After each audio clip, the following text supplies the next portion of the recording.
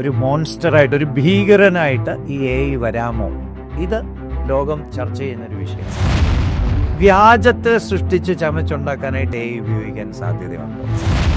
ഞാനൊരു ബോംബ് ഉണ്ടാക്കി വെച്ച് അതിനൊരു ടൈമറും ഉണ്ടാക്കി വെച്ച് എന്നിട്ട് അതിൻ്റെ അടുത്ത് കാത്തിരുന്ന് അത് പൊട്ടുമ്പോൾ ഞാൻ ചാകും എന്ന് പറഞ്ഞ പോലെ എന്നെ കൊല്ലാൻ കഴിവുള്ളതായിരിക്കാം സൂപ്പർ AI. അന്തിക്രിസ്തു തീർച്ചയായിട്ടും അങ്ങനെയുള്ള ഒരുവനായിരിക്കാം. അപ്പം ഒരുപക്ഷെ അവൻ്റെ കയ്യിലായിരിക്കും ഏറ്റവും വലിയ സൂപ്പർ AI ഉള്ള ആള്. വെളിപ്പാട് പുസ്തകത്തിൽ ഈ ലോകത്തിലെ വാങ്ങലും വിൽപ്പനയൊക്കെ നിയന്ത്രിക്കുന്ന ഒരു സിസ്റ്റത്തെക്കുറിച്ച് പറയുന്നുണ്ട്. ആ മൊറാലിറ്റിയും കോൺഷ്യൻസും ഒന്നും AIക്ക് ഇമിറ്റേറ്റ് ചെയ്യാനായിട്ട് സാധിക്കത്തില്ല. അപ്പം അതുകൊണ്ട് ഒരു ബ്രൂട്ടൽ കില്ലിംഗ് മെഷീനായിട്ട് വേണേലും ഒരു AI പരിണമിക്കാം.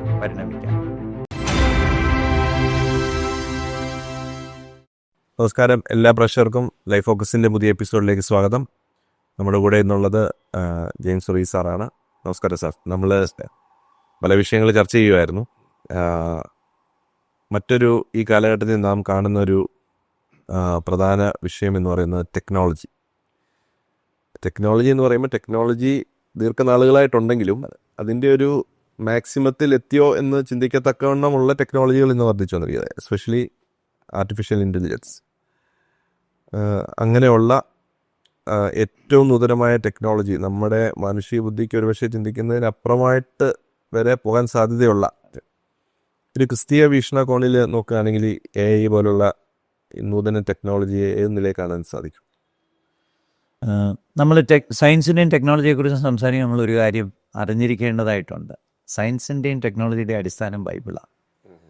ചരിത്രപരമായിട്ടും പ്രൊട്ടസ്റ്റാൻറ്റിസം വന്നപ്പോഴാണ് ശാസ്ത്രം വളർന്നത്.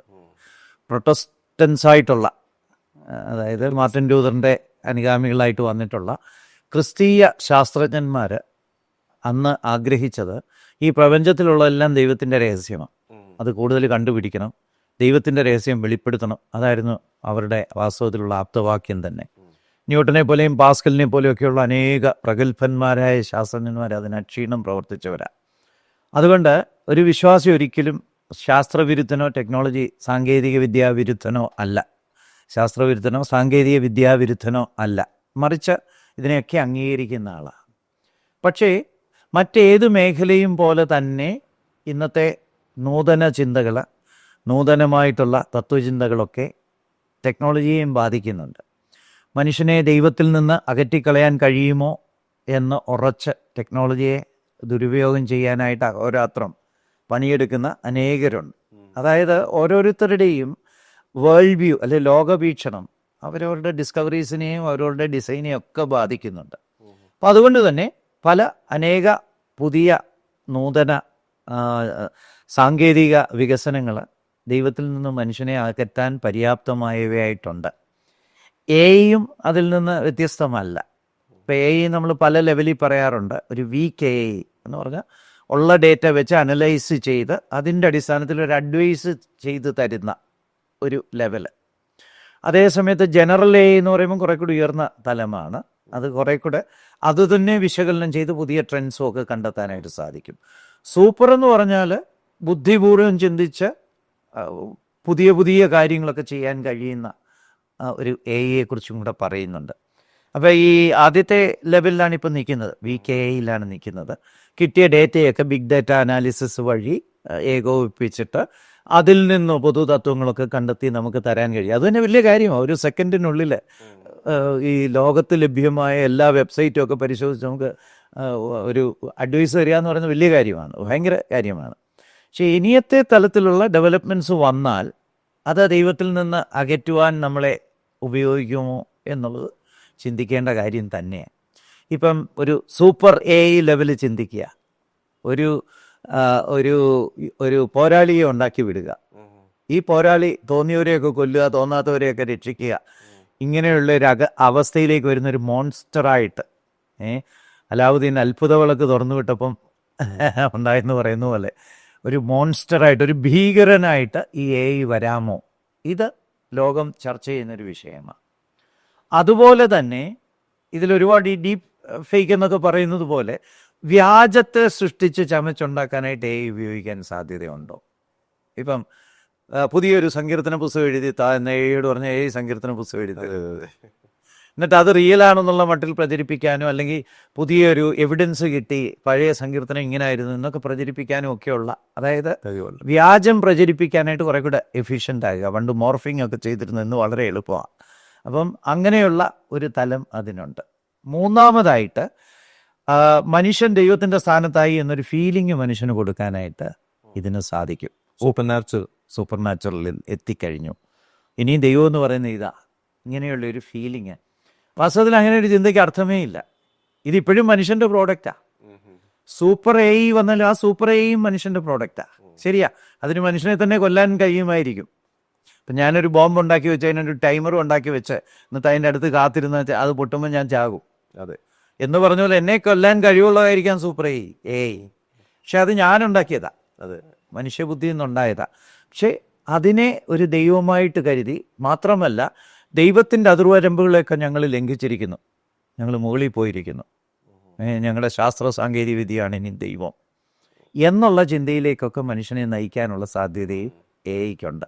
അങ്ങനെ മറ്റു പല ഒബ്ജെക്ഷൻസും സാധാരണ എഐയെക്കുറിച്ച് പറയാറുണ്ട്. അപ്പം എഐക്ക് അങ്ങനെ മനുഷ്യനെ ഞാൻ ദൈവത്തിൻ്റെ സ്ഥാനത്തെത്തി എന്നുള്ള ഒരു നിലവാരത്തിലേക്ക് ഉയർത്തി ദൈവചിന്തയിൽ നിന്നും ദൈവികത്വത്തിൽ നിന്നും ദൈവവചനത്തിൽ നിന്നുമൊക്കെ അകറ്റാനുള്ള ഒരു പൊട്ടൻഷ്യൽ വെപ്പണായിട്ട് മാറുമോ എന്ന് നമ്മൾ ചിന്തിക്കേണ്ടിയിരിക്കുന്നു. ഈ ഇപ്പോഴത്തെ എഐയുടെ ഒരു വളർച്ച ഈ അന്ത്യകാലത്ത് മനുഷ്യന് അറിവ് വർദ്ധിക്കും എന്നുള്ളതുമായിട്ട് എന്തെങ്കിലും കണക്ട് ചെയ്ത് ചിന്തിക്കാൻ പറ്റുന്ന കാര്യമാണ്?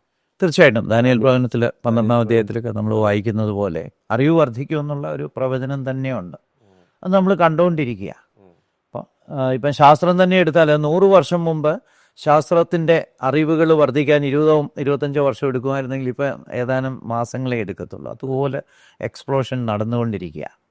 സാധാരണ പറയാറുണ്ട്, ഈ നമ്മൾ തൈരൊക്കെ വെച്ചാൽ കെടുമ്പിച്ചു പോകും, ചീത്തയായി പോകും പറയാറുണ്ട്. അങ്ങനെ ചീത്തയാകാനുള്ള കാരണം അതിനകത്തുള്ള ബാക്ടീരിയ തന്നെ ഉൽപ്പാദിക്കുന്ന ലാക്റ്റിക് ആസിഡ് ആ ബാക്ടീരിയകളെ തന്നെ കൊല്ലും. അവരുണ്ടാക്കുന്ന ആ പ്രോഡക്റ്റ് തന്നെ അവരെ തന്നെ കൊല്ലുന്ന ഒരു അവസ്ഥയിലേക്ക് വന്നു. അങ്ങനെയാണ് ഈ ഒരു രുചിയില്ലാത്ത ഒരു അരുചിയുള്ളൊരു സാധനമായിട്ട് ഈ തൈരൊക്കെ മാറും. ഇത് ഫെർമെൻറ്റേഷനിൽ സാധനം സംഭവിക്കാറുണ്ട്. എന്ന് പറഞ്ഞതുപോലെ ഈ പ്രപഞ്ചത്തിൽ മനുഷ്യൻ ദൈവത്തിൽ ആശ്രയിക്കാതെ പുതിയ പുതിയ മേഖലകൾ തുറക്കാൻ ശ്രമിക്കുമ്പോൾ അവസാനം അത് അവനെ തന്നെ നശിപ്പിക്കത്തക്ക വിധത്തിലുള്ള ബുദ്ധിപൂർവമായിട്ടുള്ള ഒരു ഡിസൈനാണ് ദൈവത്തിൻ്റെ ഡിസൈൻ. അപ്പം ദൈവത്തിൽ നിന്ന് ഇൻഡിപെൻഡൻസ് മേടിച്ച് ഞാൻ ദൈവത്തിന് തുല്യനാണ് എന്ന് സ്ഥാപിച്ചെടുത്ത് ദൈവവിശ്വാസം ഇല്ലാതാക്കി പിശാചിൻ്റെ കൂടെ അണിചേർന്ന് ദൈവത്തിനെതിരെ യുദ്ധം ചെയ്യാൻ മനുഷ്യൻ ശ്രമിക്കുമ്പോൾ അവൻ്റെ ശ്രമങ്ങൾ തന്നെ അവനെ ബാക്ക് ഫയർ ചെയ്യുക തന്നെ ചെയ്യും. അപ്പം എഐയുടെ കൂട്ടത്തിൽ ജ്ഞാനം വർദ്ധിക്കുന്നുണ്ട്. ആ ജ്ഞാനം വർദ്ധിക്കുന്നത് ബൈ ഡിസൈനാണ്. അത് ദൈവം അനുവദിച്ചിട്ടുണ്ട്. എവിടെയൊക്കെ മനുഷ്യൻ ഞാൻ ദൈവതുല്യനാണ്, ജ്ഞാനത്തിൽ ഞാൻ ദൈവത്തെ അതിജീവിച്ചിരിക്കുന്നു എന്ന് സങ്കല്പിക്കുന്നു, അല്ലെങ്കിൽ പറയുന്നു, അല്ലെങ്കിൽ ഭാവിക്കുന്നു എന്ന് വരുന്നിടത്തൊക്കെ അതവനെ വിനാശത്തിലേക്ക് കൊണ്ടുപോവുകയും ചെയ്യും. തീർച്ചയായിട്ടും. ഈ നമ്മളിവിടെ ചോദിക്കുന്ന ചോദ്യങ്ങൾ അല്ലെങ്കിൽ നമ്മൾ ഡിസ്കസ് ചെയ്യുന്ന കാര്യങ്ങളൊക്കെ പൊതുവിൽ പൊതുജനങ്ങൾ അല്ലെങ്കിൽ ഇതിനെക്കുറിച്ച് ചിന്തിക്കുകയും ബൈബിൾ പഠിക്കുകയൊക്കെ ചെയ്യുന്നവർ ചിന്തിക്കുന്ന പല ചോദ്യങ്ങളാണ്. അപ്പോൾ ഒരു ചോദ്യം എപ്പോഴും ആൾക്കാരുടെ മനസ്സിലേക്ക് കടന്നു വരുന്നത്, ഈ പ്രത്യേകിച്ച് ഈ അന്ത്യകാലത്ത് അല്ലെങ്കിൽ ഈ ഒരു കാലഘട്ടത്തിൽ എന്ത് വന്നാലും അതിനെ ആൻറ്റി ക്രൈസ്റ്റ് അല്ലെ എതിർ ക്രിസ്തു ഒക്കെ ആയിട്ട് കണക്ട് ചെയ്യുന്നൊരു രീതി പൊതുവിലുണ്ട്. അത് ശരിയോ തെറ്റോ എന്നുള്ളതിലല്ല. പക്ഷേ ഈ AI പോലുള്ള ടെക്നോളജിയും ഇപ്പം എതിർ ക്രിസ്തു അല്ലെങ്കിൽ മൃഗം എന്നൊക്കെ പറയുന്നതുമായിട്ട് ഏതെങ്കിലും നിലയിൽ നമുക്ക് കണക്ട് ചെയ്യാൻ പറ്റുന്ന കാര്യം? പണ്ട് സദ്ദാം ഹുസൈനാണ് അന്തിക്രിസ്തു. അങ്ങനെ അവസാനം അന്തിക്രിസ്തു മരിച്ചുപോയി. അപ്പം അങ്ങനെ ഒരു ടെൻഡൻസി ഉണ്ട്. അത് നമുക്ക് കുറ്റം പറയാൻ പറ്റത്തില്ല. കാരണം മനുഷ്യൻ്റെ ഈ ഇതിനെക്കുറിച്ചുള്ള ആകാംക്ഷ കൊണ്ടൊക്കെ വരുന്ന ഒരു കാര്യമാണ്. എന്നാൽ എഐയുടെ കാര്യത്തിൽ അത് അന്തിക്രിസ്തു ആകാൻ സാധ്യതയുണ്ടോ എന്ന് ചോദിച്ചാൽ ഞാൻ പേഴ്സണലായിട്ട് അങ്ങനെ വിശ്വസിക്കുന്നില്ല. അന്തിക്രിസ്തു ഉപയോഗിക്കുന്ന വലിയൊരു ടൂളായിരിക്കും വിശ്വസിക്കുന്നുണ്ട്. ഒരു സമ്പൂർണനായിട്ടുള്ള ഒരു മനുഷ്യൻ, ഒരു പ്യുവർ മാൻ ആയിരിക്കണം അന്തിക്രിസ്തു ആയിട്ട് വരുന്നത്. കാരണം യൂദയെക്കുറിച്ച് പറയുമ്പോൾ ഒരു യൂസേജ് ഉണ്ട്. അവൻ ആ പിശാചായിരുന്നു. യോഹന്നാന്റെ സുവിശേഷം 6-ാം അധ്യായത്തിൻ്റെ 71-ാം വാക്യത്തിൽ കണ്ടാണെന്ന് തോന്നുന്നു. അവൻ ആ പിശാചായിരുന്നു. അപ്പം പണ്ട് പിശാചായിരുന്നവന് ഒരു മനുഷ്യനാണ്, പെർഫെക്റ്റ് മാനായിട്ടാണ് അവന് യേശുക്രിസ്തുവിനെ ഒറ്റിക്കൊടുക്കാനും അങ്ങനെയുള്ള കാര്യങ്ങൾ. അപ്പോൾ ആത്യന്തികമായിട്ട് യേശുക്രിസ്തുവിനെതിരെയുള്ള യുദ്ധത്തിനായിട്ട് വരുന്നവനും അതുപോലൊരു മനുഷ്യൻ തന്നെ ആയിരിക്കാനാണ് കൂടുതൽ സാധ്യത. അതൊരു പക്ഷേ ഈ യൂദയുടെ തന്നെ വർഗത്തിൽപ്പെട്ട ഒരു പുതിയ യൂദയായിരിക്കാം, വളരെ ബുദ്ധിമാനായിട്ടുള്ള ലോകത്തെ മനം കവരുന്ന ഒരു നേതാവായിരിക്കാം എന്നൊക്കെ ചിന്തിക്കാറുണ്ട്. ഇതെല്ലാം പേഴ്സണൽ തോട്ട്സാണ്, ബിബ്ലിക്കൽ തോട്ട്സ് അല്ല. അപ്പം അന്തിക്രിസ്തുവായിട്ട് മാറുമോ എന്നുള്ള കാര്യത്തിൽ എനിക്ക് ന്യായമായ ക്രിസ്തു എന്ന് പറയുന്ന ഒരു വ്യക്തിയല്ല, ഒരു സിസ്റ്റം ആണെന്ന് പഠിപ്പിക്കുന്ന ആൾക്കാരുണ്ട് ഈ കാലഘട്ടത്തിൽ. തീർച്ചയായിട്ടും. പക്ഷേ 3 പേരെക്കുറിച്ച് ബൈബിൾ പറയുന്നുണ്ട്. പിശാചിനെക്കുറിച്ച് പറയുന്നുണ്ട്, പഴയ പാമ്പ്. അന്തിക്രിസ്തുവിനെക്കുറിച്ച് പറയുന്നുണ്ട്, മൃഗം. പിന്നെ പ്രവാചകനെക്കുറിച്ചും പറയുന്നുണ്ട്. ഒരു ഫേക്ക് നോട്ടിന് ഒറിജിനൽ നോട്ടുമായിട്ട് സാമ്യം ഉണ്ടായിരിക്കേണ്ട ആവശ്യമുണ്ട്. അപ്പം ദൈവിക തൃത്വത്തെ ഇമിറ്റേറ്റ് ചെയ്യാനുള്ള ഒരു ശ്രമം അന്തിക്രിസ്തുവിൻ്റെ അല്ലെ പിശാചിൻ്റെ ഭാഗത്തുണ്ടായി എന്ന് പറയുന്നത് നാച്ചുറലാണ്. അപ്പം അതുകൊണ്ട് ആ പൈശാചിക തൃത്വം, ആ പിശാച്, പിന്നെ മൃഗം, പിന്നെ കള്ളപ്രവാചകൻ, ഇങ്ങനെയുള്ള ഒരു പൈശാചിക തൃത്വം ഉണ്ടായിരിക്കാനുള്ള സാധ്യത വളരെയാണ്. അപ്പം അങ്ങനെയാണെങ്കിൽ അന്തിക്രിസ്തുവിനെ ഒരു വ്യക്തിയായിട്ട് തന്നെ ചിന്തിക്കുന്നതായിരിക്കും നല്ലത്. അത് മനുഷ്യരുടെ കൂട്ടത്തിൽ നിന്ന് എഴുന്നേൽക്കുന്ന ഒരു വ്യക്തിയായിട്ട് ചിന്തിക്കുന്നതായിരിക്കും നല്ലത്. പക്ഷേ ഈ സാങ്കേതിക വിദ്യകളും അതുപോലുള്ള കാര്യങ്ങളും ഒക്കെ വളരെ എഫക്റ്റീവായിട്ട് തീർച്ചയായിട്ടും ഉള്ള ഒരാളായിരിക്കും. ഇപ്പോഴും നമ്മളതിൻ്റെ സ്ഫുലിംഗങ്ങളൊക്കെ കാണുന്നുണ്ട്. കഴിഞ്ഞ ദിവസങ്ങളിൽ പാകിസ്ഥാൻ പ്രധാനമന്ത്രിയൊക്കെ ഇന്ത്യയെ അറ്റോമിക് വാറൊക്കെ ഭീഷണിപ്പെടുത്തി ഭയപ്പെടുത്താനായിട്ട് ശ്രമിക്കുന്നുണ്ടായിരുന്നു. ഞങ്ങൾ ആറ്റം ബോംബ് ഇടാൻ മടിക്കുകയെന്നൊക്കെ പറയുന്നുണ്ടായിരുന്നു. അപ്പം അത് ഇൻ്റലിജൻ്റായിട്ട് ഇന്ന് ലഭ്യമായ ചില സാങ്കേതിക കാര്യങ്ങളെ ഉപയോഗിച്ച് കീഴടക്കാനുള്ളൊരു ശ്രമം, ഓവർ പവർ ചെയ്യാനുള്ളൊരു ശ്രമമാണ്. അപ്പം അന്തിക്രിസ്തുവും തീർച്ചയായിട്ടും അങ്ങനെയുള്ള ഒരുവനായിരിക്കാം. അപ്പം ഒരുപക്ഷെ അവൻ്റെ കയ്യിലായിരിക്കും ഏറ്റവും വലിയ സൂപ്പർ ഉള്ള ആൾ, നമുക്കറിയത്തില്ല. അല്ലെങ്കിൽ ഇതുപോലുള്ള പടക്കോപ്പുകളോ അല്ലെങ്കിൽ ഏതെങ്കിലും ഒരു പ്രശ്നം വലിയ പ്രശ്നം, ഹോട്ട് ഇഷ്യൂ പരിഹരിക്കാനുള്ള നോളജോ സ്കില്ലോ ഒക്കെയുള്ള ഒരാളായിട്ടായിരിക്കാം അവൻ വരുന്നത്. അപ്പോൾ അവൻ എന്ത് ഉപയോഗിക്കും, ഉൾപ്പെടെ. പക്ഷേ ഒരു മനുഷ്യനായിരിക്കാനാണ് സാധ്യതയെന്നാണ് ഞാൻ ചിന്തിക്കുന്നത്. പ്രത്യേകിച്ച് ഈ ബൈബിളിൽ വെളിപ്പാട് പുസ്തകത്തിൽ ഈ ലോകത്തിലെ വാങ്ങലും വിൽപ്പനയും ഒക്കെ നിയന്ത്രിക്കുന്ന ഒരു സിസ്റ്റത്തെക്കുറിച്ച് പറയുന്നുണ്ട്. അപ്പം അതിന് ഈ AI ടെക്നോളജി അല്ലെങ്കിൽ ഇങ്ങനെയുള്ള ഡിജിറ്റൽ ടെക്നോളജി ഒരു ടൂളായിട്ട് യൂസ് ചെയ്യാൻ സാധിക്കുന്ന ഒരു കാര്യമല്ലേ? തീർച്ചയായിട്ടും. ഞാൻ നേരത്തെ പറഞ്ഞ പോലെ ആധാർ നമ്മളെല്ലാം കൺട്രോൾ ചെയ്യാൻ ഉപയോഗിക്കാവുന്ന ഒരു ഡിജിറ്റൽ ഡിവൈസാണ്. ലോകത്തിൽ ഇന്ത്യയിലുള്ള എല്ലാവരുടെയും ബാങ്ക് അക്കൗണ്ട് നിരീക്ഷിക്കാൻ കഴിയുന്നൊരവസ്ഥയിലേക്ക് വരിക. ഏതെങ്കിലും ഒരു പ്രോഡക്റ്റ് വാങ്ങരുതെന്ന് പറഞ്ഞാൽ അതിനെയും കൺട്രോൾ ചെയ്യാൻ പറ്റും, ഏതെങ്കിലും വാങ്ങണമെന്ന് പറഞ്ഞാൽ അതിനെയും കൺട്രോൾ ചെയ്യാൻ പറ്റും. അതെല്ലാം അവർക്ക് അതുവഴി നിരീക്ഷിക്കാനായിട്ട് സാധിക്കും. അതിന് വേണമെങ്കിൽ ടാക്സ് ഇൻസെൻറ്റീവ് ഒക്കെ കൊടുത്ത് എല്ലാവരെയും കൊണ്ട് മേടിപ്പിക്കാനും പറ്റും. അപ്പം വിവിധ തലങ്ങളിൽ ലോകത്തിലെ സകല വാങ്ങൽ കൊടുക്കൽ വ്യവസ്ഥകളെ നിയന്ത്രിക്കാനുള്ള സകല സജ്ജീകരണങ്ങൾ ഇന്നുണ്ട്. അതുപോലെ തന്നെ ഈ നെറ്റ് വഴിയുള്ള ട്രാൻസാക്ഷൻസ് ഇന്നൊന്ന് ആലോചിച്ച് നോക്കി. 10 രൂപ ഒരു കടയിൽ കൊടുക്കണമെങ്കിൽ പോലും ആളുകൾ GPay വഴിയാണ് കൊടുക്കുന്നത്. അതെല്ലാം റെക്കോർഡിക്കില്ല. അത് മുഴുവൻ റെക്കോർഡിലേക്ക് പോവുക. ഇപ്പോൾ ഒരുത്തൻ കൊല്ലാനായിട്ടൊരു കത്തി മേടിക്കുമ്പോൾ അതിനും GPay വഴി കൊടുത്തു പോയാൽ ഉഗ്രൻ തെളിവായി കഴിഞ്ഞു. അപ്പം എല്ലാം റെക്കോർഡിക്കലാണ്. 1. 2, മുകളിലിരിക്കുന്ന ചേട്ടന് ആരൊക്കെ എന്തൊക്കെ ചെയ്യുന്നുണ്ടെന്നുള്ള അറിയാൻ വളരെ എളുപ്പമാണ്. ഇന്ന് വിസ്കിയാണോ മേടിച്ചത്, ബ്രാൻഡിയാണോ മേടിച്ചതെന്ന് മുകളിലിരിക്കുന്ന വലിയ ചേട്ടനെ കണ്ടുപിടിക്കുക. അതായത് എല്ലാവരെയും മാനിപ്പുലേറ്റ് ചെയ്യാനും മോണിറ്റർ ചെയ്യാനും കഴിയുന്ന ഒരു ലോകവ്യവസ്ഥിതി ബൈബിള് പ്രെഡിക്റ്റ് ചെയ്യുന്നുണ്ട്. അത് നിലവിൽ വരുന്നുമുണ്ട്. കഴിഞ്ഞ ദിവസം നമ്മുടെ ഫോൺ കോൾസ് എല്ലാം പൊതുവെ കമ്പനിക്കാർക്കോ അല്ലെങ്കിൽ ഗവൺമെൻറ്റിനോ ടാപ്പ് ചെയ്യാം. പക്ഷേ വാട്സാപ്പ് കോളുകൾ ടാപ്പ് ചെയ്യാനൊരു സ്കോപ്പില്ലായിരുന്നു. എന്നാൽ അതും ആ സിസ്റ്റത്തിലേക്ക്, വാട്സാപ്പിൽ കൂടെ സംസാരിക്കുന്ന കോളുകൾ പോലും റെക്കോർഡിക്കലാണ്. അങ്ങനെ മൊത്തത്തിലൊരു കൺട്രോൾ സിസ്റ്റത്തിലേക്ക് ഒരു രാജ്യത്തിന് വരാൻ കഴിയുമെങ്കിൽ ലോകത്തിലുള്ള സകലത്തിനെയും കൺട്രോളിലേക്ക് കൊണ്ടുവരാൻ തീർച്ചയായിട്ടും എളുപ്പമാണ്. അതായത് ഈ പ്രൈവസി ഇല്ലാതാക്കുക, എല്ലാവരുടെയും എല്ലാം ഓപ്പൺ ആക്കുക. അതാണ് ഈ ഫോൺ കോളുകൾ വഴിയൊക്കെ ചെയ്യുന്നത്. നമ്മുടെയൊക്കെ ഡേറ്റകൾ ഇഷ്ടം പോലെ ആളുകളുടെ കയ്യിലുണ്ട്, നമ്മളറിയാത്തവരുടെ കയ്യിലുണ്ട്. സാധാരണ പറയാറുണ്ട്, നമ്മൾ ഫോണ് ഓഫ് ചെയ്ത് വെച്ചിട്ട് ഒരു വിഷയത്തെക്കുറിച്ച് സംസാരിക്കുക, ഒരു പ്രോഡക്റ്റിനെ കുറിച്ച് സംസാരിച്ചാലും നമ്മൾ ഫോൺ തുറക്കുമ്പോൾ ആദ്യം വരുന്ന ആ പ്രോഡക്റ്റിനെ കുറിച്ചുള്ള അഡ്വർടൈസ്മെൻറ്റ് എന്ന് പറഞ്ഞാൽ ഓഫായിരിക്കുന്ന ഫോൺ പോലും നമ്മളെ ശ്രദ്ധിക്കുന്നുണ്ട്. അപ്പം 4 പാടും ചെവികൾ നമ്മളെ ഇങ്ങനെ ശ്രദ്ധിച്ചുകൊണ്ടിരിക്കുക. അതാണ് പ്രൈവസി ഇല്ലാത്ത ഒരു കാലഘട്ടം. എല്ലാവർക്കും എല്ലാവരെക്കുറിച്ചും അറിയാനുള്ള സാധ്യത എപ്പോഴും അറിഞ്ഞുകൊണ്ടിരിക്കുകയാണെന്നില്ല, ഒരാവശ്യം വന്നാൽ കണ്ടുപിടിക്കാനോ അറിയാൻ സ്കോപ്പുണ്ട്. അപ്പം അതിനുള്ള എല്ലാ വ്യവസ്ഥിതികളും ഉണ്ട്. ഒരു ലോക ഗവൺമെൻറ് വേണമെങ്കിൽ അതൊരു പ്രീ റിക്വസിറ്റാണ്. കാരണം പല രാജ്യങ്ങൾ വ്യത്യസ്തരായിട്ടുള്ള ആളുകൾ അപ്പം മാനുവലായിട്ട് അല്ലെങ്കിൽ ഉദ്യോഗസ്ഥന്മാരെ വിട്ട് അന്വേഷിപ്പിച്ച് എല്ലാവരുടെയും വിവരങ്ങൾ അറിയുന്നൊന്നും പ്രായോഗികമാകില്ല. ഒരു ഡിജിറ്റൽ വേൾഡ്, യൂണിഫൈഡ് ഡിജിറ്റൽ വേൾഡായിരിക്കും ഒരു ലോക ഭരണാധികാരിക്ക് ഏറ്റവും ആവശ്യം. അത് വരുമെന്ന് തന്നെ ബൈബിളിൽ പറയുന്നുണ്ട്, ബൈബിൾ സൂചനകളുണ്ട്. ജ്ഞാനം വർദ്ധിക്കുന്നതൊക്കെ അതിൻ്റെ ഭാഗമാണ്. ഈ ഡിജിറ്റൽ യുഗത്തിലേക്ക് വന്നപ്പോൾ നമുക്ക് കാര്യങ്ങൾ കുറച്ചുകൂടെ റിലേറ്റ് ചെയ്യാൻ പറ്റുന്നുണ്ട്. ഇപ്പം വെളിപ്പാട് പുസ്തകത്തിലെ 2 സാക്ഷികൾ മരിച്ചു കിടക്കുന്ന ലോകം മുഴുവൻ കാണും. പണ്ട് പറഞ്ഞിരുന്നെങ്കിൽ ആരാ വിശ്വസിക്കുന്നല്ലേ? അതെ. എവിടോ മരിച്ചു കിടക്കുന്ന 2 പേരെ ലോകം മുഴുവൻ കാണുമെന്ന് പറഞ്ഞു. ഈ ഡിജിറ്റൽ വേൾഡിൽ അത് പോസിബിളാണ്. എൻ്റെ സ്മാർട്ട് ഫോണിലും എനിക്ക് കാണാം, എൻ്റെ ടി വിയിലും കാണാം. എനിക്ക് അതുകൊണ്ട് തന്നെ യുദ്ധം നടക്കുന്നതൊക്കെ ലൈവായിട്ട് ആൾക്കാർ കണ്ടുകൊണ്ടിരിക്കും, വെടിവെക്കുന്നതും ബോംബിടുന്നതും ഒക്കെ. മനുഷ്യൻ ഈ AI പോലുള്ള യന്ത്ര ടെക്നോളജികൾ മനുഷ്യൻ്റെ കോൺസെപ്റ്റിൽ നിയന്ത്രിക്കുമ്പോൾ മനുഷ്യൻ യഥാർത്ഥത്തിലുള്ളൊരു ഐഡൻറ്റിറ്റി അത് നഷ്ടപ്പെടുന്നുണ്ടോ? കാരണം മനുഷ്യനെക്കുറിച്ച് ദൈവത്തിനുള്ള ഉദ്ദേശങ്ങൾ ഇത് അല്ലെ, മനുഷ്യനെക്കുറിച്ച് ദൈവത്തിനുള്ള യഥാർത്ഥത്തിലുള്ളൊരു ഐഡൻറ്റിറ്റി ഉണ്ട്, അതെ, അത് നഷ്ടപ്പെടുന്നുണ്ടോ? മാത്രമല്ല അത് നഷ്ടപ്പെടുമ്പോൾ തന്നെ അത് തിരിച്ച് ആ ഒരു ഐഡൻറ്റിറ്റിയിലേക്ക് എങ്ങനെ വരാൻ സാധിക്കും?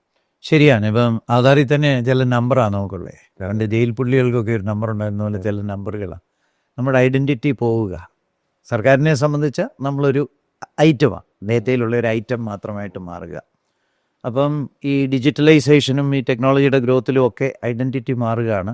നിൻ്റെ സ്വകാര്യതയൊന്നും ഞങ്ങൾക്ക് വിഷയമല്ല, ഞങ്ങൾ പറയുന്ന പോളിസികൾ നീ അനുസരിച്ച് കൊള്ളണം, നീ റോബോട്ട് നിയന്ത്രിക്കപ്പെടുന്ന പോലെ നിയന്ത്രിക്കപ്പെടുകയാണ് എന്നുള്ള സന്ദേശമാണ് ആധുനിക വികസന മന്ത്രം നമുക്ക് തരുന്നത് തീർച്ചയായിട്ടും. എന്നാൽ അതേ സമയത്ത് തന്നെ നമ്മൾ ദൈവത്തിലേക്ക് മടങ്ങി വരുമ്പോൾ, ഒന്ന്, എന്നെ വീണ്ടെടുത്തത് സാക്ഷാൽ ദൈവം മനുഷ്യനായി അവതരിച്ച് എനിക്ക് പകരമായിട്ട് മരിച്ചാണ് എന്നുള്ള ചിന്ത പോലും നമ്മുടെ ഐഡൻറ്റിറ്റിയെ ഭയങ്കരമായിട്ട് ബൂസ്റ്റ് ചെയ്യുന്നതാണ്. ഞാൻ ദൈവത്തിന് വിലയേറിയവനാണ്. എന്നെ വീണ്ടെടുക്കാനായിട്ട് ദൈവം തന്നെ മനുഷ്യനായിട്ട് അവതരിച്ച് മരിക്കത്തക്ക വാല്യൂ ഉള്ളവനാണ്. അത്രയും വാല്യൂ എനിക്ക് ഇൻട്രിൻസിക്കായിട്ട് ഉള്ളിലില്ലെങ്കിൽ പോലും ദൈവം അങ്ങനെ തരുന്നുണ്ട് എന്നുള്ള ഒരു മനുഷ്യൻ്റെ ആത്മാവ് സർവ്വലോകത്തെക്കാളും വിലയേറിയതാണെന്ന് ബൈബിൾ പറയുന്നത്. അതെ. മനുഷ്യൻ്റെ ആത്മാവെന്ന് പറയുന്നല്ലേ, സോളെന്ന് പറയുന്നത് ഈ സർവ്വലോകത്തെക്കാളും വിലയേറിയ ദൈവം അത് കൊടുക്കുന്നുണ്ട്. അത് നമ്മൾ കാണുന്ന കാൽവറി ക്രൂശിലാണ്. ഒരു ഭാവിയായ മനുഷ്യന് പകരമായിട്ട് ദൈവവുമായി സ്നേഹത്തിൽ ഒന്നായിരുന്ന യേശുക്രിസ്തുവിനെ മനുഷ്യനായിട്ട് അവതരിപ്പിച്ച് പകരം മരിക്കാൻ അനുവദിച്ച് മനുഷ്യൻ്റെ പാപത്തിന് പരിഹാരം വരുത്തുക എന്ന് പറയുന്നു. അപ്പം ദൈവത്തിലേക്ക് വരുമ്പോൾ we are regaining that birth. Yes, I am somebody in the eye of God. എനിക്ക് ഒരു പ്രാധാന്യമുണ്ട്. മാത്രമല്ല ഒരു വലിയ ഹോപ്പും നമുക്ക് തരിക. ആ ഹോപ്പ് എന്ന് പറയുന്നത്, ഒരു ദിവസം ഈ ലോകത്തിലെ പ്രശ്നകലുഷിതമായ ജീവിതമൊക്കെ വിട്ട് ഞാൻ അങ്ങോട്ടേക്ക് പോകും. എന്നെ സ്നേഹിച്ച് എനിക്ക് പകരമായി മരിച്ച ക്രിസ്തുവിൻ്റെ സാന്നിധ്യത്തിൽ ഞാൻ ദൈവത്തെ ആരാധിക്കാനായിട്ട് പോവുക. ഒരു വലിയ ഹോപ്പാണ്. സ്വർഗത്തെക്കുറിച്ച് പറയുന്നത് അവിടെ ഓരോ നിമിഷവും സന്തോഷം ഇങ്ങനെ അധികരിച്ചുകൊണ്ടിരിക്കും. ഒരു കാൻഡറിങ് ഹോഴ്സിനെ വേണേൽ നമുക്ക് കമ്പയർ ചെയ്യാം. ഇങ്ങനെ 4 കാലും പറിച്ചൊരു ഒരു കുതിര ഓടുക.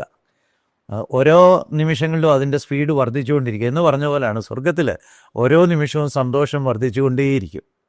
നമ്മൾ കൂടുതൽ ദൈവത്തെക്കുറിച്ച് മനസ്സിലാക്കുകയും ദൈവത്തിൻ്റെ കരുതലിനെക്കുറിച്ച് മനസ്സിലാക്കുകയും ദൈവത്തിൻ്റെ ക്യാരക്ടറിനെക്കുറിച്ച് മനസ്സിലാക്കുകയും ചെയ്യുമ്പോൾ നമ്മൾ എക്സൈറ്റഡ് ആയിട്ട് ഓരോ നിമിഷവും നമ്മൾ കൂടുതൽ സന്തോഷത്തിലേക്ക് കടന്നു പോകുന്നൊരു അനുഭവമാണ്. അപ്പം നമുക്ക് വർണ്ണിച്ചുകൂടാൻ മേലാത്ത അതുല്യമായ ഒരു ആക്ച്വലൈസേഷൻ ഇൻ ലൈഫ്, ജീവിതത്തിലെ ഒരു സായുജ്യത്തിലേക്ക്, യഥാർത്ഥ സായുജ്യത്തിലേക്ക് പോകുന്ന ഒരു ഹോപ്പാണ് നമ്മളെ നയിക്കുന്നത്.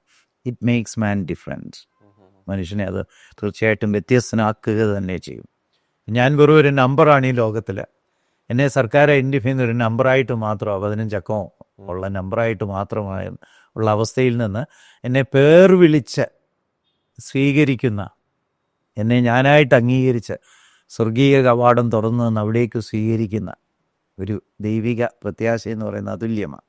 അങ്ങനെയുള്ള ഒരു മനുഷ്യന് ആത്മഹത്യയുടെ ആവശ്യമില്ല, ഡിജക്ഷൻ്റെ ആവശ്യമില്ല, ഡിപ്രഷൻ്റെ ആവശ്യമില്ല. ശരിക്കും നമ്മുടെ വർത്ത്, ദൈവം നൽകുന്ന വർത്ത് മനസ്സിലാക്കി പ്രത്യാശയോടെ ജീവിക്കാനായിട്ട് സാധിക്കും. തീർച്ചയായിട്ടും. അങ്ങനെ ദൈവത്തിൻ്റെ ആത്മാവിൽ നിന്ന് വരുന്ന ഗുണഗണങ്ങൾ എപ്പോഴേലും AI പോലുള്ള ടെക്നോളജികൾക്ക് ഏതെങ്കിലും കാലത്ത് പകർത്താൻ സാധിക്കുമോ? തീർച്ചയായിട്ടും ഇല്ല. അതിൻ്റെ അൽഗോരിതം എങ്ങനെ ചെയ്തിരിക്കുന്നത് അതനുസരിച്ചേ പറ്റത്തുള്ളൂ. അത് പ്രത്യേകിച്ച് മനുഷ്യ നിർമ്മിതി കൂടെ ആയതുകൊണ്ട് മാത്രമല്ല, നമ്മൾ നേരത്തെ ചിന്തിച്ച പോലെ ഈ മൊറാലിറ്റി ദൈവത്തിൽ നിന്നാണ് വരുന്നത്. ആ മൊറാലിറ്റി പ്രിസ്ക്രൈബ് ചെയ്ത് കഴിഞ്ഞു. ആ മൊറാലിറ്റിയും കോൺഷ്യൻസും ഒന്നും എക്ക് ഇമിറ്റേറ്റ് ചെയ്യാനായിട്ട് സാധിക്കത്തില്ല. അപ്പോൾ അതുകൊണ്ടൊരു ബ്രൂട്ടൽ കില്ലിംഗ് മെഷീനായിട്ട് വേണേലും ഒരു എ പരിണമിക്കാം. അതായത് നന്മ, തിന്മ, മൊറാലിറ്റി, ലവ്, ഇങ്ങനെയുള്ള ചിന്തകളൊന്നും, അതിനോട് ലവ് പോലെ അഭിനയിക്കാനായിട്ട് നമുക്ക് വേണമെങ്കിൽ അതിൻ്റെ അൽഗോരിതമൊക്കെ ശരിയാക്കി വെക്കാമെങ്കിൽ അങ്ങനെ പറ്റും, അങ്ങനെ അഭിനയിക്കും വേണമെങ്കിൽ. പക്ഷേ ഒറിജിനലി സൂപ്പർ എ ഐ ആയിട്ട് മാറുമ്പം നമ്മുടെ അൽഗോരിതമൊക്കെ വിട്ട ഒരു ലെവലിലേക്ക് പോവുകയാണെങ്കിൽ അന്ന് അതൊരു ഭീകര രൂപിയായിട്ട് അത് മാറിക്കൂടുന്നില്ല. അതേസമയം തന്നെ ഈ എ പോലുള്ള ടെക്നോളജി നന്മയുടെ പ്രചാരണത്തിനായിട്ടും നമുക്ക് ഈ കാലഘട്ടത്തിൽ ഉപയോഗിക്കാൻ സാധിക്കും അല്ലേ? തീർച്ചയായിട്ടും. അതായത് നേരത്തെ ഞാൻ പറഞ്ഞ പോലെ ടെക്നോളജി എന്ന് പറയുന്നത് ബിബ്ലിക്കലാണ്, അത് ബൈബിളിൽ നിന്ന് ഊട്ടിയുറപ്പിച്ച് വന്നതാണ്. വിശ്വാസികളാണ് അതിൽ ഒരുപാട് കോൺട്രിബ്യൂട്ട് ചെയ്തത്. അപ്പം നമ്മൾ ശാസ്ത്രവിരുദ്ധരല്ല, നമ്മൾ ശാസ്ത്രത്തെ എമോറലായിട്ടാണ് കാണുന്നത്, അതിന് മൊറാലിറ്റി ഒന്നും കൊടുക്കുന്നില്ല. അത് ആരുടെ കയ്യിൽ ആരെങ്ങനെ ഉപയോഗിക്കുന്നുള്ളതനുസരിച്ചാണ്. അപ്പം ഒരു യഥാർത്ഥ ദൈവവിശ്വാസിക്ക് ദൈവത്തെക്കുറിച്ചുള്ള കാര്യങ്ങൾ പ്രചരിപ്പിക്കാനും നന്മ ചെയ്യാനും ഒക്കെയുള്ളൊരു നല്ല ടൂള് തന്നെയാണ് എയും അതുപോലുള്ള ആധുനിക സാങ്കേതിക വിദ്യകളും. അപ്പോൾ അതിനെതിരെ മുഖം തിരിച്ചിട്ട് പ്രത്യേകിച്ച് കാര്യമൊന്നുമില്ല. മാത്രമല്ല, നമ്മൾ മുഖം തിരിച്ചാൽ മറ്റുള്ളവർ അത് ഉപയോഗിച്ചുകൊണ്ടേ ഇരിക്കുകയും ചെയ്യും. തീർച്ചയായിട്ടും അങ്ങനെ ഒരു നന്മയുടെ പ്രചാരണത്തിനായിട്ട് മാക്സിമം എക്സ്പ്ലോർ ചെയ്യുക എന്നുള്ള അതാണ് നമ്മുടെ റെസ്പോൺസ്. തീർച്ചയായിട്ടും അതാണ് ബുദ്ധിപരമായിട്ടുള്ളത്. ഈ സമയം ഈ സാങ്കേതിക വിദ്യകൾക്ക് നൽകാൻ കഴിയുന്ന അപ്പുറമായിട്ടുള്ളൊരു ഹോപ്പ് ദൈവത്തിന് നൽകാൻ കഴിയുമെന്ന് പറയുന്നൊരു പഴഞ്ചൻ ആശയമായിട്ടാണ് ഇപ്പോഴും ആൾക്കാർ വിശ്വസിക്കുന്നത്. അങ്ങനല്ല എന്ന് പറയാൻ സാധിക്കും അല്ലേ? അതായത് നമ്മൾ ആധുനിക ലോകത്തിൽ മുന്നോട്ട് പോകുമ്പോഴെന്താ സംഭവിച്ചുകൊണ്ടിരിക്കുന്നത്? നമ്മൾ ലോകം മുഴുവൻ പരിശോധിച്ചാൽ സമ്പൽ സമൃദ്ധിയുണ്ട്, ഓരോരുത്തരുടെയും ജീവിതത്തിലെ ജീവിത നിലവാരം ഉയർന്നിട്ടുണ്ട്, പഴയ ദാരിദ്ര്യമോ പ്രശ്നങ്ങളോ ഒന്നുമില്ല. പക്ഷേ മറുവശത്ത് മനുഷ്യൻ്റെ സന്തോഷവും സമാധാനവും ഒക്കെ കുറയുക, ഡിപ്രഷൻ കൂടുക, ഡിജക്ഷൻ കൂടുക, കുടുംബ തകർച്ചകൾ കൂടുക, ആത്മഹത്യകൾ കൂടുക. ജപ്പാൻ പോലുള്ള രാജ്യങ്ങളിലൊക്കെ ഒരുപാട് ആത്മഹത്യകൾ നടക്കുന്നുണ്ട്. അതിന് ആധുനിക ടെക്നിക്കുകളും ഉണ്ട്. പെയിൻലെസ് ആയിട്ടും ആത്മഹത്യ ചെയ്യാനുള്ള ടെക്നിക്കുകളെ കുറിച്ചൊക്കെ മനുഷ്യൻ ചിന്തിച്ചുകൊണ്ടിരിക്കുക. മാത്രമല്ല, പ്രായമുള്ളവരെ കൊന്നുകളയുന്ന മേഴ്സി കില്ലിങ് പോലുള്ള ആശയഗതികളും ഒക്കെ വളർന്നു വരുന്നുണ്ട്. അപ്പം ലോകത്തിൽ വാസ്തവത്തിൽ അനിശ്ചിതത്വം വർദ്ധിക്കുക. ഇത് നമുക്ക് എല്ലാവർക്കും, ചിന്തിക്കുന്ന ഏതൊരു മനുഷ്യനും മനസ്സിലാക്കാവുന്നേ ഉള്ളൂ. അപ്പം സമാധാനം എവിടെ കിട്ടും? എൻ്റെ ജീവിതത്തിൽ ഞാൻ ഈ ആധുനിക ശാസ്ത്ര സാങ്കേതിക വിദ്യകൾ ഉപയോഗിച്ച് കൂടുതൽ ചെയ്യുന്ന അധാർമിക പ്രവർത്തനങ്ങൾ ഉണ്ടാക്കുന്ന ഗിൽറ്റ് അല്ലെങ്കിൽ മനസാക്ഷിക്കുത്ത് ഇല്ലാതാക്കാൻ എന്തിനു കഴിയും? പണ്ട്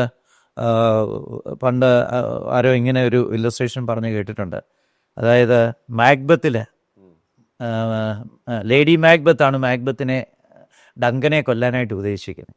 അത് കഴിഞ്ഞ് അവർ സ്വപ്നാടനത്തിൽ രാത്രിയിൽ അവരൊരു പൈപ്പിൻ്റെ അടുത്ത് വന്നിങ്ങനെ കൈ കഴുകുന്നതായിട്ട് സ്വപ്നം കാണുക. എന്നിട്ട് അവർ പറയുകയാണ്, അറേബ്യയിലെ സുഗന്ധദ്രവ്യങ്ങൾക്ക് മുഴുവനും എൻ്റെ കൈകളെ വിശുദ്ധമാക്കാനായിട്ട് കഴിയുകയില്ല എന്ന് പറഞ്ഞ് അവർ വിലപിക്കുക. എന്ന് പറഞ്ഞാൽ ഈ ഡങ്കനെ മാക്ബത്തിനെ കൊണ്ട് കൊല്ലിച്ചതിൻ്റെ ആ ഗിൽറ്റ്, പാപക്കറ അവരെ ഇങ്ങനെ അലട്ടുക. അപ്പോൾ അറേബ്യയിലെ സകല സുഗന്ധദ്രവ്യം കൊണ്ടും കഴിയാൽ പോലും ഇത് സൗഖ്യമാകുകയില്ല. ഇന്നും അതുതന്നെയാണ് ഏതു മനുഷ്യനെക്കുറിച്ചുള്ള സത്യം.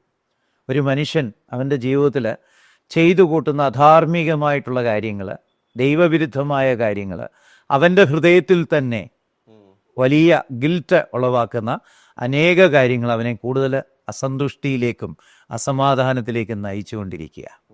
അവൻ്റെ പാപക്കറ കഴുകിക്കളയാനുള്ള ഫ്രാഗ്രൻസ്, സുഗന്ധദ്രവ്യങ്ങൾ എവിടെ കിട്ടും? അത് കാൽവറി ക്രൂശിൽ മാത്രമേ ഉള്ളൂ. നമ്മൾ പാപികളായിരിക്കുമ്പോൾ നമ്മുടെ പാപത്തിന് പകരമായിട്ട് കോമ്പൻസേറ്റ് ചെയ്യത്തക്ക വിധത്തിൽ ഫുൾ മെഷറിൽ നമ്മുടെ ശിക്ഷ അനുഭവിച്ച യേശുക്രിസ്തു നമുക്ക് പകരമായിട്ട് മരിച്ചു.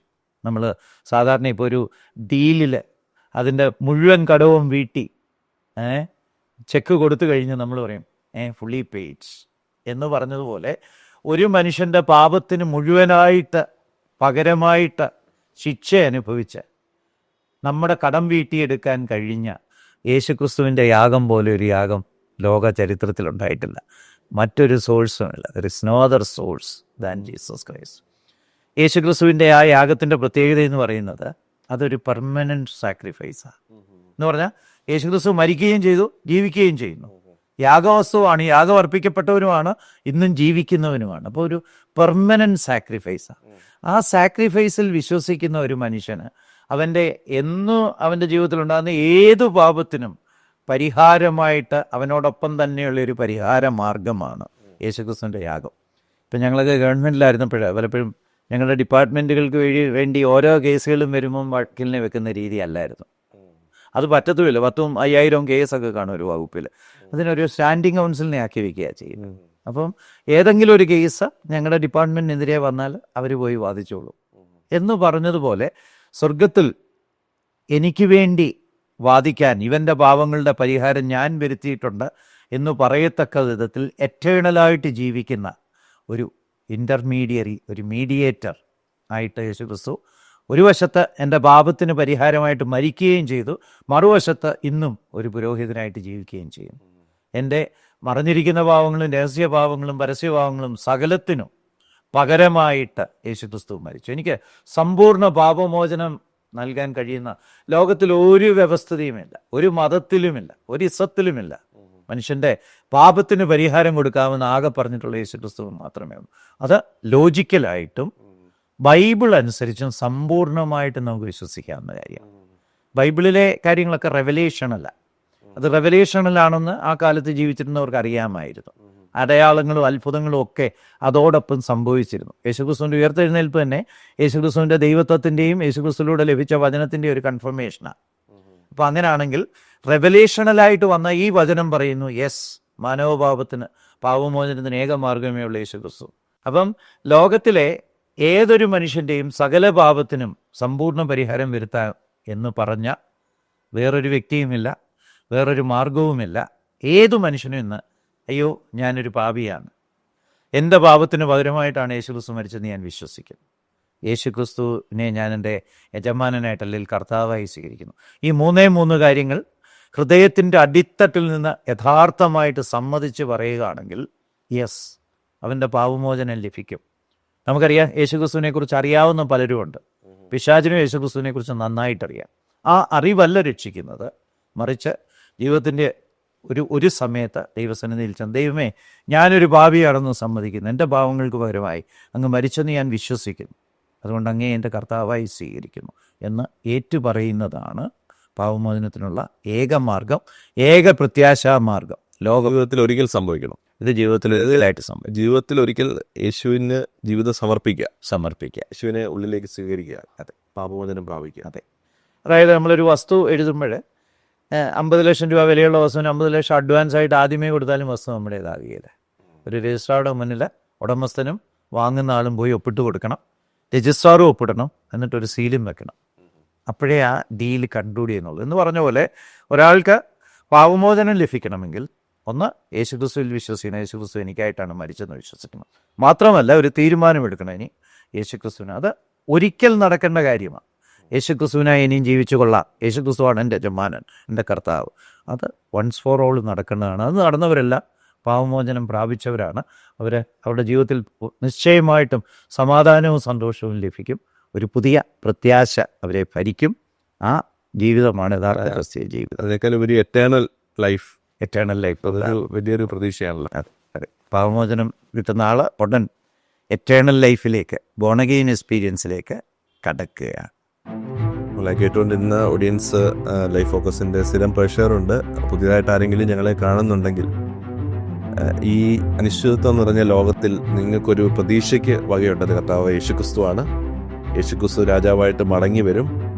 അതിനുള്ള ലക്ഷണങ്ങളൊക്കെ പല നിലകളിലും നാം കാണുന്നുണ്ട്. പക്ഷേ യേശുക്രിസ്തുവിൽ വിശ്വസിച്ചവരെ ചേർക്കുവാനാണ് യേശുക്രിസ്തു വരുന്നത്. നിങ്ങൾക്കതിനുള്ളൊരു ഭാഗ്യം ഉണ്ടാകട്ടെ എന്ന് ഞങ്ങൾ ആത്മാർത്ഥമായിട്ട് ആശിക്കുകയും പ്രാർത്ഥിക്കുകയും ചെയ്യാണ്. പ്രത്യേകിച്ച് ജെയിംസ് ഒറീസാനോടുള്ള പ്രത്യേകം നന്ദി അറിയിക്കുകയാണ്. വളരെ ഇൻഫോർമേറ്റീവ് ആയിട്ടുള്ള സെഷൻസ് ആയിരുന്നു. Thank you so much. Thank you.